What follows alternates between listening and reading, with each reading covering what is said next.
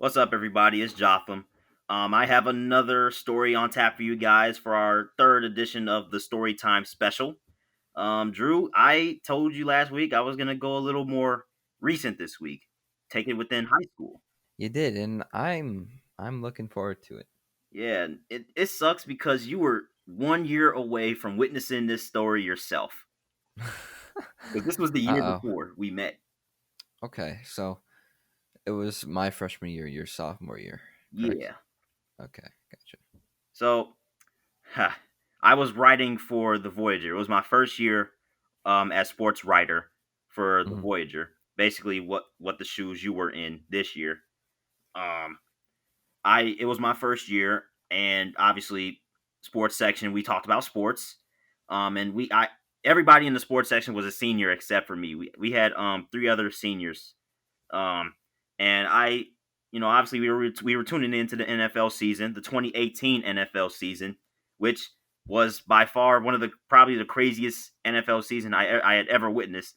This was the season when the Detroit Lions beat the New England Patriots. This was the Yes, season when the Cincinnati Bengals were flexed into a primetime Sunday night football game. That crazy year. Yeah, crazy year. This was the year that Baker Mayfield really started coming into his own as a NFL quarterback. This was the year that the Chicago Bears made the playoffs and quite frankly had Super Bowl talks until Double Doink happened.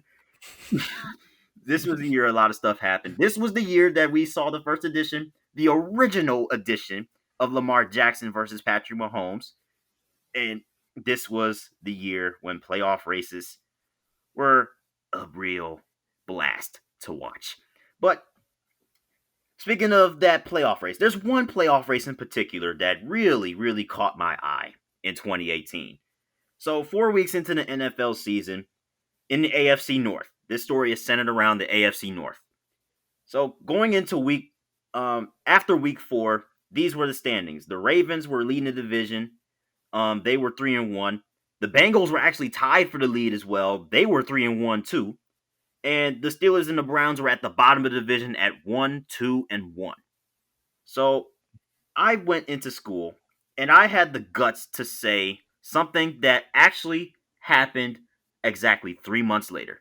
I went into the class and said after week 4, guys, the Pittsburgh Steelers are not going to make the playoffs. Everybody thought Mm. I was crazy. Everybody thought I was absolutely just losing my mind. They're like, what? Jotham, Ben Roethlisberger, Le'Veon Bell, Chris Boswell is the kicker, Antonio Brown. You think this team is not going to make the playoffs? I said, nope. I do not think this team is going to make the playoffs. No, not just not win the division, not make the playoffs. And so one of my fellow sports writers had, the senior on sophomore confidence to step up to me and say, Jotham, I bet if the Steelers don't make the playoffs, I'll give you a donut. That was almost anticlimactic. I was expecting like $100, like maybe $5, but a donut. I mean, I am fine. I'd eat a donut. Yeah, dude, but I was like, a donut? I said, nah, dude, bump that up to Culver's fries. And Ooh. I was taunting him because he loves to go out after class when we have production night. He loves to go out and get him some food.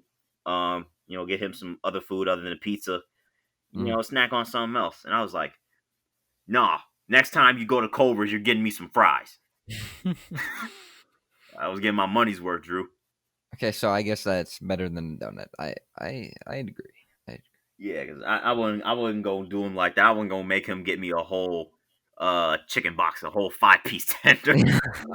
Yeah, give me that, a drink, a fry. Give me all that. Yeah, give me large No. everything, extra large. Yeah. Oh man, but no, I settled for Culver's fries, and then he was like, "Deal, dude, you're not gonna win." And I said, "Dude, I'm looking at this team. It's not looking real good, man." And so the weeks go on, and dude, you know how sometimes I have some terrible prediction luck. I was about to say that you were bold in 2018 and you're still bold in 2020, so Yeah, I had some bad prediction luck because That was week 4. The Steelers went from 1-2-1 to 6-2-1 in the next 5 weeks. They won 5 straight games after I said that. 6 straight, actually. Wow, that is almost unfortunate. Yeah, it really is. And then, well, the Bengals, you knew they were going to fizzle out. They actually had a game against the Steelers, and the Steelers won that game on a game-winning touchdown by Antonio Brown, and I was like, ah, crap, I'm gonna lose this bet.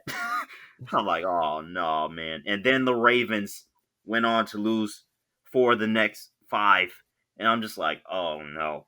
And here were the division standings going into Week 10. The Ravens third in the AFC North, 4-5. The Bengals second in the AFC North, 5-4, and the Steelers right back on top of the division at 6-2-1. Yeah, that definitely turned around. Yeah, that was bad. But for this story, with a 180 comes another 180 Uh because oh. because dude, after week 10, I just told you about the standings and stuff. The Steelers were 7-2. They went to 7-2-1, while the Ravens were 5-5, letting Lamar Jackson get his action in for the very first time. Mhm. And obviously, we didn't, back then we didn't expect too much from the Ravens, because they just benched Joe Flacco. Now they got a rookie quarterback in Yeah. there. What are we supposed to expect? This dude isn't going to make no run or anything like that. Well, in the preceding weeks after week 11, week 12, the Steelers played the Denver Broncos. Pretty good close game and stuff. But Ben Roethlisberger threw another Oh, interception in the end zone to Shelby Harris, I believe, and the Broncos won in Mile High. wait, was that the game where Juju had that really long touchdown? Yes, that like Okay. 90 some yarder. Yeah, he that was Yeah. that game. Yeah. Okay. Um, but yeah, the Steelers went on to lose that game. Now they're 7-3-1. So going into next week, they had their prime time. They had their game against the Chargers flexed in the prime time. It was Sunday Night Football. Oh, I remember this one. Yeah, because the Chargers were so good that year. Um, but man, you know exactly how that game played out. The Steelers went back and forth with the Chargers. Chargers had a really good comeback. They were down 23-7, and they won the game after the Steelers went offsides on the field goal attempt Dude, 3 times. 3 times. I just remember every single time they would go offsides trying to block it. That was a very exciting game. That was one of my favorite games from that year. Yes, and I obviously wanted the Chargers to win because, Yeah. well, one of the Chargers were one of my favorite teams for one. Two, I had the bet on the line, Yeah. so I'm sitting there watching the game with my mom, watching the finish with my mom, and I see that the kicker missed the field goal. And I said, "Are you kidding me? We're gonna go to overtime. You have got to be absolutely kidding me." Then I see the flag, and there was offsides. I'm like, "Are you kidding me?" I was like, "Wow." So then they, re-kick, and this time I blatantly saw the dude jump off sides, like he was way off sides, but they blocked the kick, and I was like, "Wow, that's not gonna count." Oh my gosh, we're gonna have a third. We're gonna have a third field goal attempt because they went off sides twice, and then of course the third time he actually made it, even though they were off sides for the third straight time. They were so quick. It was so hilarious how the ref was like, "Offsides defense, penalty decline, game over." Third time's a charm. Yeah, it was hilarious, man. And so I'm like, "Wow, those are two big losses for the Steelers." And so I'm thinking, okay, well, that was pretty cool. And so going into week 13, the division got even tighter. The Ravens are 7-5, and the Steelers were 7-4-1. Whew, Hmm. pretty tight, right? Yeah. So going into week 14, the Ravens had that game against the Chiefs.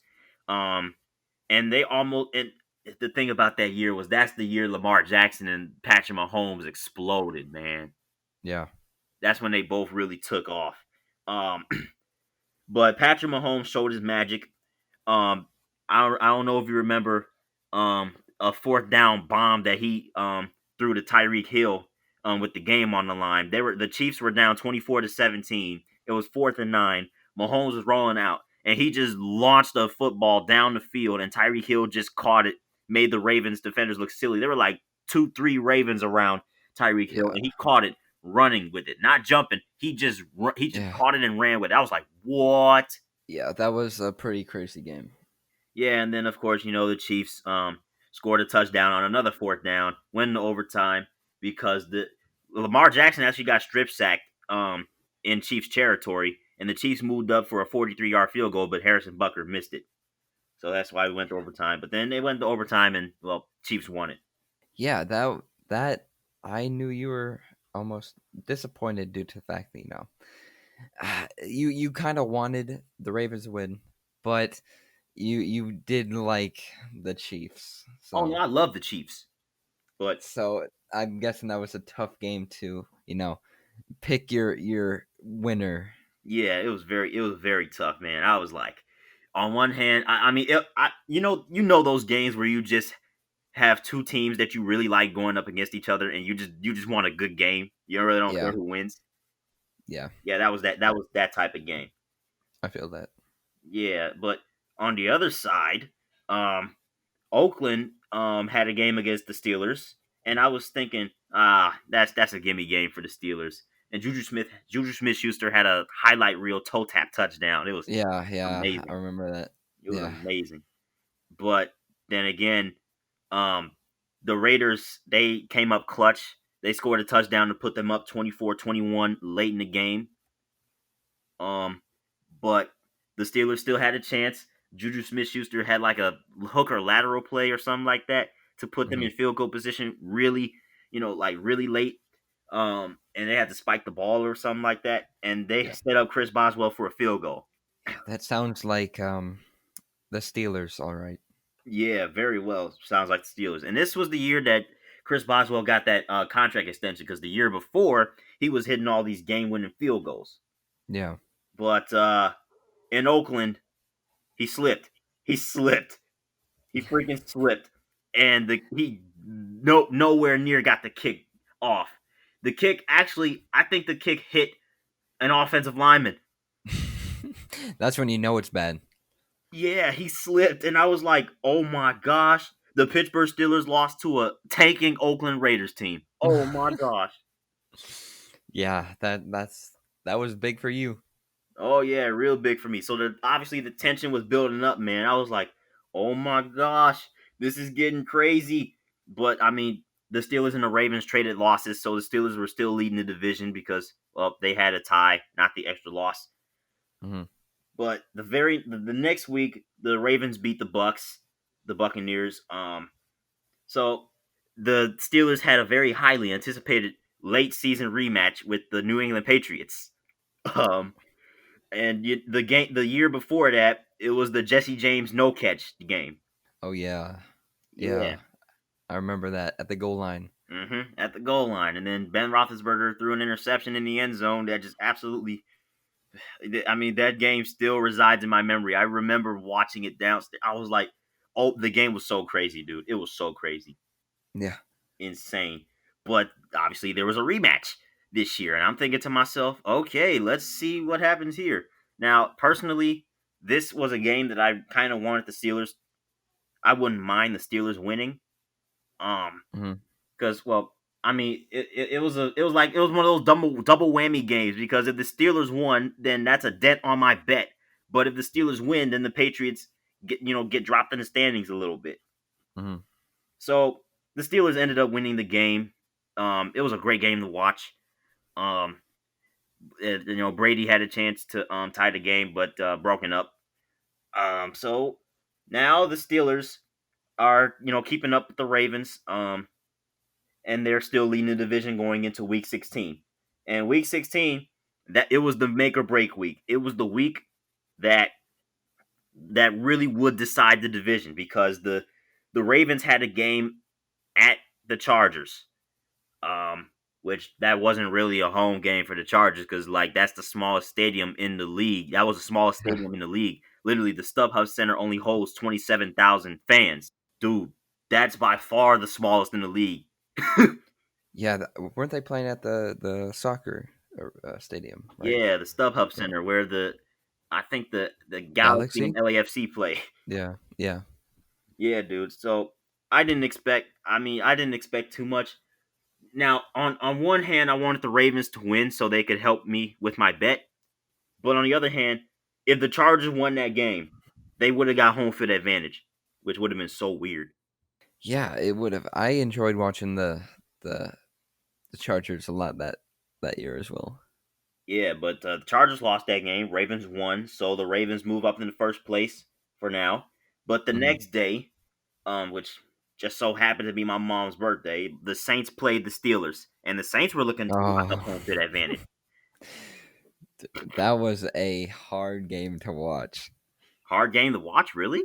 Personally, because I was a fan of Juju. I'm gonna let you tell the story, but Oh that yeah, ending, I thought you meant that like the ending, game overall was. I'm like, whoa, what? That was an yeah, exciting that game, but there was a very very exciting game and one of the best games of the year. But at the end, that was almost sad to yeah, watch. yeah, it was so sad, bro. But like you said, man, Juju Smith-Schuster, man, he had a fumble late in the game after the Steelers had converted a very crazy 4th and 20. You know, when teams convert on those fourth downs after they just look like they're just done for because the Steelers had three incompletions, then they had a holding penalty. That's a Yeah, recipe for a game-ending drive quickly. yeah, yeah. And then for that to happen, it was just heartbreaker. Yeah, and Antonio Brown toe tap to keep the game alive, just to see Juju Smith-Schuster fumble that ball. And I honestly didn't know what was going on. I was like, the ball's loose, but was he down? And Yeah, that was a big thing. Yeah, yeah, and he wasn't down, and I was like, oh my gosh, dang! And I'm like, no way. And then the camera shot, CBS was all over the Steelers bench, man. yeah. They were all over the Steelers bench. I'm seeing every single Steelers player just dejected, and this just so sad. And I was like, dang, man. I bet you were almost a little bit happy though since the Steelers lost. Yeah, I was happy for the bet, and I was happy for the Saints getting home field advantage. But man, I didn't want it to happen that way because Juju was one Yeah, of my favorite players, man. yeah, mine too. So yeah, going into the next week, it was basically doomsday for the Steelers. They had a game against the Bengals, and the Ravens had a game against the Browns. But That was crazy. yeah, but here's the thing: the Ravens had half a game up on the Steelers. So if both teams won, the Ravens would steal the division.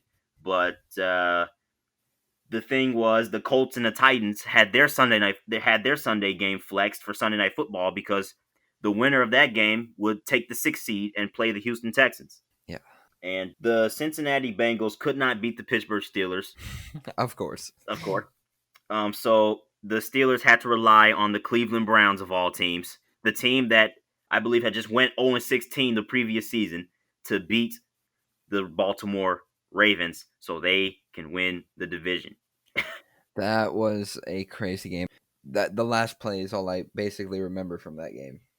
Yeah, dude. And then you remember the year before that, when the Bengals beat the Ravens to knock them out the playoffs. Yeah, dude, that that has by far been the most random division in all of football. The AFC North. Yeah, Oh man, yeah, so many ups and downs, man. But I'm watching the Browns Ravens game, and I'm sitting here. Baker Mayfield's got the ball, crunch time, down two. I'm thinking, oh my gosh, is it gonna happen again? And Jim Nance and Tony Romo are just like, oh no, is it gonna happen again? They're such great. They're such a great tandem, man. I love the fact yeah, that CBS got them two together, man. They are iconic already. yeah. Tony Romo has been a really, really good announcer. Yes, he is. I think he's a better announcer than he was a football player. Wow. Sorry, Tony, if you're listening. Oh no, He didn't need he was it. a good football player too. Yeah, that's almost funny to hear because Tony Romo was so like significant for the Cowboys, not as like successful significant, but as their quarterback for so many years. Yeah, he was. It's just like he was like a cornerstone for about a decade. Yeah, I know what you mean. He has been really a good announcer, fun to listen to. Yeah, definitely. But obviously Baker Mayfield threw that interception to seal the division for the Ravens, And the Mhm. Steelers' only hope for clinching the playoff spot was for the Colts and the Titans to tie. I hate when the NFL, like, if you're rooting for a team that is so, like, something crazy has to happen for them to make the playoffs. It's always like that one team that you're hoping gets in, but they have to have a tie, plus a team lose or upset, and then, like, crazy stuff needs to happen for that one team to make it in. Like, it's crazy how that works. It's maddening. It really is maddening. But obviously, the Colts and the Titans did not tie. The Colts basically ran away with it because, well, it was basically just Derrick Henry. There was blank. It was Blaine Gabbert as the quarterback, I believe.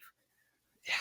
Guy. Yeah, that was it's crazy how far they've come since. Oh yeah, definitely. They've definitely progressed. They could very well be an AFC contender with the right pieces in the next few years.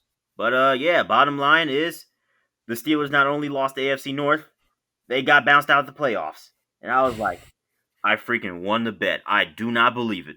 Yeah, I bet you were excited for those nice fries from Oh Culver's. yeah. So the next day, obviously he couldn't give it to me the next day because that wasn't production night. Mm. But I was looking at him and I was like, yeah. You know Did how he you, remember yeah, your of bet? course. Yeah. Yeah, I was like, yeah. And he's just looking at me like, Jotham, bro. This we've obviously been keeping up with the season as the season progressed, and we're just seeing how the Steelers, if they would have won one of those games, if Ben Roethlisberger had not thrown that interception, if they had not blown that 16-point lead against the Chargers, if Chris Boswell had not slipped in Oakland, if Juju Smith-Schuster had not fumbled, we'd be having a whole different story here. Yeah, and I guess that's the beauty of sports. Yes, it's absolutely just beautiful, dude. And it was just like, wow. And so obviously eventually I got my fries and I was happy that I won the bet. And I took it so far, I taunted him so bad by posting a bracket, the NFL playoff bracket on Google Classroom and making it known to my friend that the Steelers were not in by including the Steelers logo outside the bracket and putting that circle with a slash on it. Dang, you were definitely rubbing it in, but I understand. Those Culver fries are very good. Yeah, dude, I was so hyped. I was so hyped. I was so hyped, Andrew, that I decided to post that bracket both on the first semester class and the second semester class. So yeah, you just want it to be known. Yeah, because the playoffs usually happen during our winter break, Hmm. so we couldn't come back. Like by the time we came back to school, it's wild card weekend. Done. Yeah, so you just wanted everyone to let it be known that you won some Culver's fries over the break. You just needed to keep it in people's minds.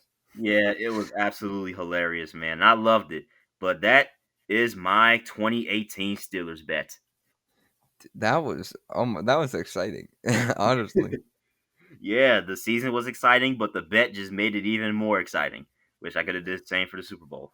Yeah, that was that. I enjoyed the story. Yeah, dude, you know how I come with it.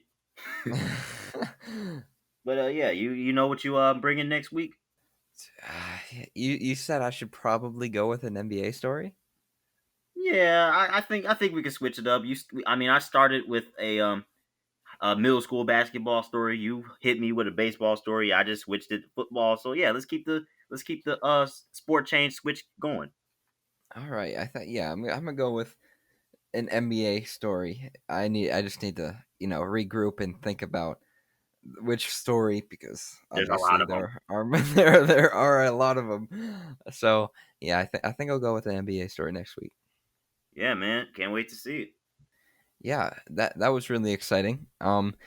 This has been top of the standings and our story time special episode number 3. Next week will be 4, and I hope you guys are enjoying these story time episodes. And yeah, follow us on our social medias. Give us a 5-star rating on Apple Podcasts, Google Podcasts. Do all of that, and yeah, goodbye.